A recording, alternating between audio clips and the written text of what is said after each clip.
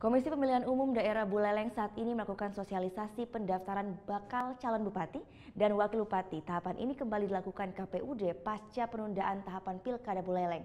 Dikarenakan hanya ada satu calon yang lolos pada penetapan calon beberapa hari yang lalu. Sosialisasi perpanjangan pendaftaran bakal calon bupati dan wakil bupati Buleleng kembali dilakukan oleh KPUD Buleleng. Ini karena calon bupati dan wakil bupati yang ditetapkan saat ini hanya satu pasang, yaitu pasangan petahana Putu Agus Suratnyana dan Nyoman Sujitra.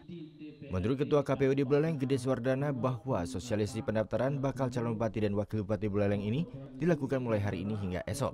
Dan pendaftaran bakal calon akan mulai dibuka pada 28 Oktober hingga 30 Oktober mendatang. Sosialisasi ini diberikan ke seluruh peserta partai politik yang memiliki kursi di DPRD Buleleng. Dan untuk saat ini ada dua partai politik yang masih bisa mengajukan calon bupati dan wakil bupati untuk bertarung melawan petahana pada Februari 2017 mendatang. Dua partai politik tersebut adalah Partai Golkar dan Demokrat. Namun sampai saat ini kedua partai tersebut belum ada komunikasi dengan pihak KPUD Buleleng. Kami tidak ada komunikasi lisan maupun komunikasi formal.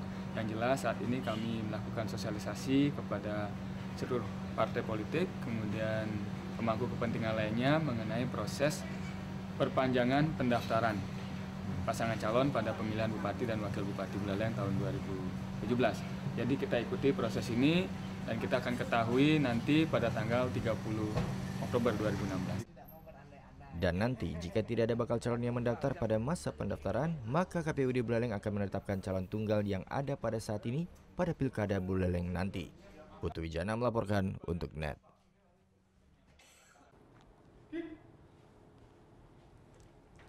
Thank you. Udah selesai nonton beritanya? Jangan pergi dulu dong. Subscribe dulu dan nonton tayangan lainnya di sini. Subscribe, nonton lagi. Subscribe, nonton lagi.